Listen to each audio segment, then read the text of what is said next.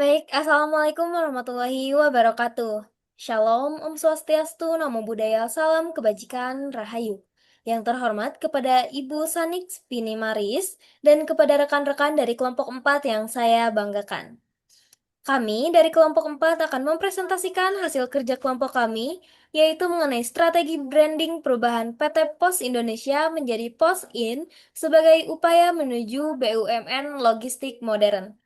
Adapun kelompok kami terdiri dari beberapa anggota, yaitu yang pertama ada saya sendiri, Agina Bila, kemudian ada Karen Lai, kemudian ada Neng Sania Lydia Syahrullah, kemudian ada Siva Nurzakia, dan kemudian ada Tenny Chelsea. Baik, tanpa berlama-lama lagi, kita langsung saja masuk kepada pemaparan materi pertama, yaitu Siva Nurzakia. Kepadanya, waktu dan tempat saya persilahkan. Terima kasih kepada Agni Nabila telah mempersilahkan saya sebagai pemateri pertama. Saya Siva Nurzakia. Di sini saya akan menjelaskan tentang artikel yang kelompok kami ambil, yaitu dari Universitas Telkom, yang judulnya yaitu Strategi Branding Perubahan Identitas PT POS Indonesia menjadi Pos ini sebagai upaya menuju BUMN Logistik Modern. Dalam artikel tersebut terdapat isi materi, yaitu PT Pos Indonesia merupakan BUMN dengan sejarah panjang di bidang jasa pengiriman dan keuangan. Tantangan muncul akibat digitalisasi dan perubahan perilaku konsumen, yaitu e-commerce, ekspedisi online. Perusahaan perlu melakukan transformasi bisnis dan identitas merek menjadi Pos-in. Tujuan perubahan meningkatkan daya saing, efisiensi, dan layanan digital. Lalu,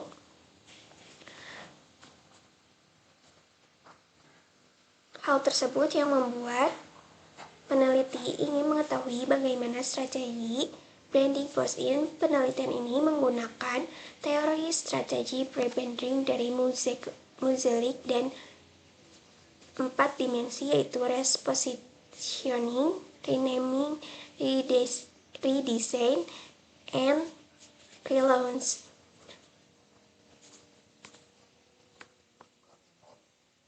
Skala perusahaan menjadi perusahaan logistik, kompetensi, keahlian karyawan, perubahan nama, tagline, logo, simbol, dan warna Pos-in, juga melakukan pemberitahuan informasi mengenai rebranding, perubahan identitas merek melalui beberapa platform internal seperti Wahana POS Indonesia dan melakukan forum group discussion. Sekian materi yang dapat saya sampaikan, saya kembalikan ke moderator. Terima kasih kepada Siva Nurzakia atas pemaparan materinya yang sudah sangat jelas. Untuk selanjutnya yaitu akan dipaparkan langsung oleh Neng Sania Lydia Syahrullah. Kepadanya waktu dan tempat saya persilahkan. Baik, terima kasih kepada Agni Nabila yang telah mempersilahkan saya. Lanjut saja, tujuan analisis. Mengidentifikasi faktor-faktor yang memicu kebutuhan perubahan, menganalisis kekuatan, kelemahan, peluang, dan ancaman. SWOT. Menentukan rencana aksi untuk meningkatkan kinerja dan daya saing PT Pos Indonesia. Nah, di sini ada diagnosa masalah. Penurunan volume kiriman surat akibat digitalisasi. Persaingan ketat dengan JNE, JNT, SI cepat, dan ekspedisi sistem operasional masih manual di beberapa cabang. Citra perusahaan masih dianggap jadul. Baik, sekian dari saya. Saya kembalikan kepada moderator. Baik, terima kasih kepada Neng Sania Lydia Syahrullah atas pemaparan materinya yang sudah cukup jelas ya. Untuk selanjutnya yaitu akan ada pemaparan materi mengenai analisis SWOT yang akan dipaparkan langsung oleh Karen Lai. Kepadanya waktu dan tempat saya persilahkan. Sebelumnya, terima kasih kepada Agni Nabila selaku moderator. Di sini saya akan menjelaskan analisis SWOT, yaitu ada 4 aspek. Yang pertama itu ada strength, kekuatan. Yang kedua ada weakness, kelemahan. Yang ketiga ada opportunities, peluang. Yang keempat ada threat, ancaman. Yang pertama itu strength atau kekuatan, di mana di sini PT POS memiliki aset besar berupa jangkauan luas hingga pelosok dan citra terpercaya di masyarakat serta dukungan dari pemerintah. Yang kedua itu ada weakness atau kelemahan, yang dimana banyak pegawai yang belum siap beradaptasi dengan era digital dan proses kerja masih manual. Yang ketiga ada opportunities atau peluang. Pertumbuhan e-commerce membuka peluang besar untuk jasa logistik dan pengiriman digital. Yang terakhir itu threats atau ancaman. Munculnya banyak kompetitor modern seperti JNT, Si Cepat, dan lain-lain membuat PT POS harus berinovasi cepat agar tidak tertinggal dalam eh, per dunia logistik.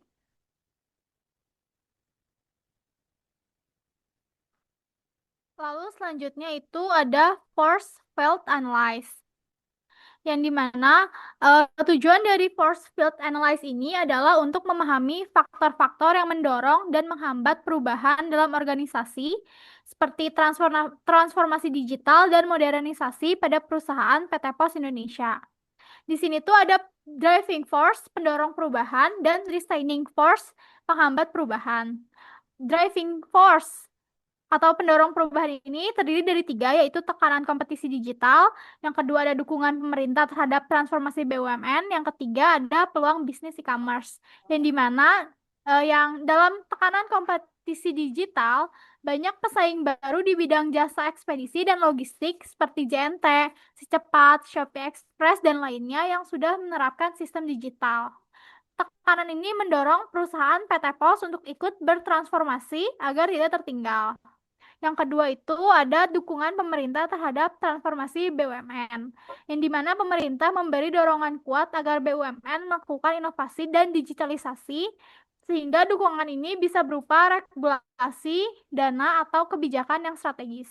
Yang terakhir dalam pendorong perubahan ini ada peluang bisnis e-commerce, yang dimana pesatnya perkembangan belanja online menciptakan permintaan besar terhadap jasa pengiriman cepat dan modern, yang menjadi peluang besar bagi perusahaan-perusahaan untuk memperluas pasar mereka.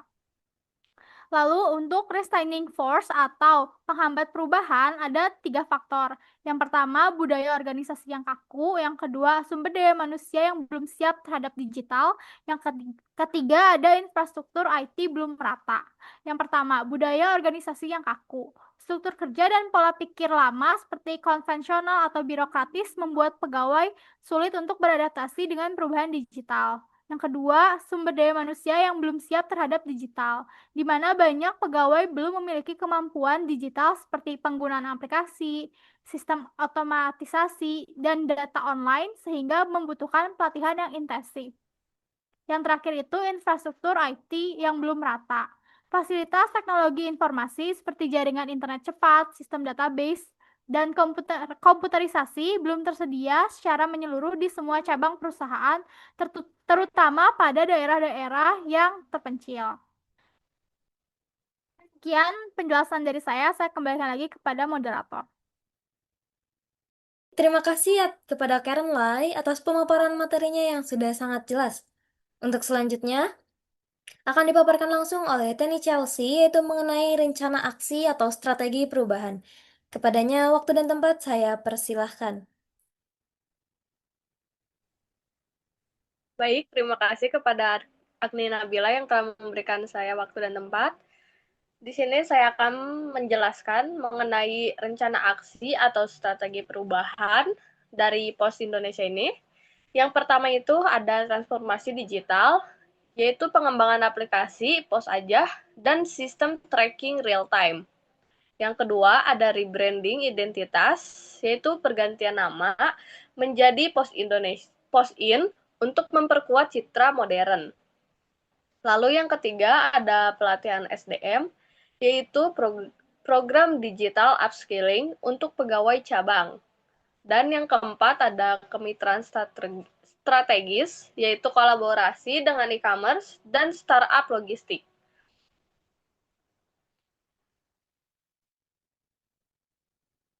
Baik, yang selanjutnya yaitu implementasi dan evaluasi. Yaitu jangka pendek sekitar 0 sampai 6 bulan untuk peningkatan sistem digital internal. Lalu ada jangka menengah, yaitu dari 6 sampai 12 bulan untuk peluncuran layanan digital baru dan pelatihan SDM.